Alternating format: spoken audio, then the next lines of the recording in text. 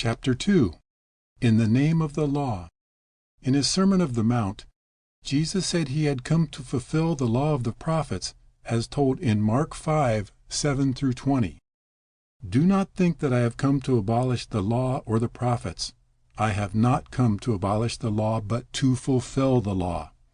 For truly I tell you, until heaven and earth disappear, not the smallest letter, nor the least stroke of a pen will by any means disappear from the law until everything is accomplished.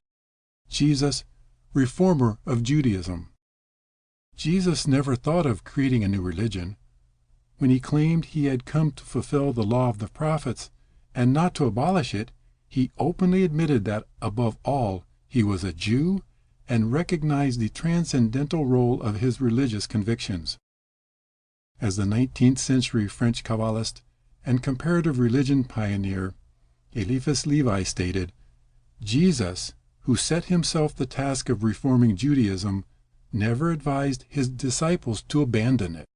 Eliphas Levi was the first European to translate the ancient Judaic text known as the Zohar, or Book of Splendors, which mentions a fact still unknown by many. The Hebrews have a science whose existence St. Paul suspected, and which St. John, initiated by Jesus, both hid and revealed. It is said Jesus learned this secret science from the mystic sect of the Essenes. In contrast, others claim he did so during his travels to India and other Eastern lands, when he presumably received the higher teachings of Hinduism and Buddhism. Others, however, say he probably learned it from his cousin, John the Baptist. The Book of Splendors. According to Eliphas Levi, the basis of this secret wisdom is contained in the pages of the Torah and majestically explained in the tenebrous and marvelous book of the Zohar, also known as the Book of Splendors. Its pages, which for centuries were kept from the general public, contain what Levi describes as the grandiose and dreadful secret wisdom of Judaism, based on the following truths. God is non-dual, impersonal, nameless, formless, ineffable, and does not belong to any religion, group, or person.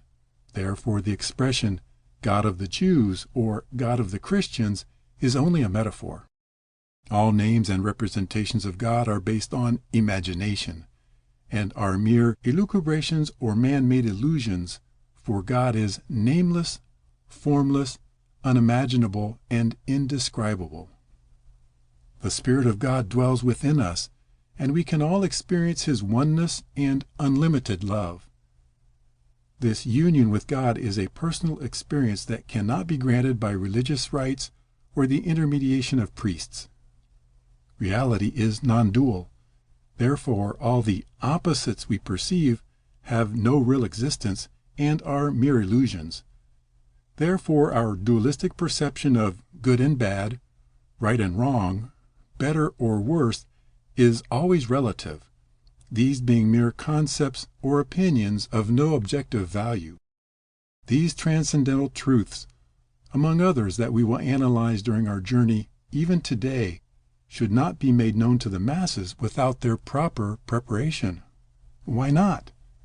Because they require a minimum level of understanding and can easily be misinterpreted or lead to confusion, for they openly go against traditional religious dogmas and social conventions. That was the dilemma faced by Jesus when he began his so-called public mission. The message of John the Baptist.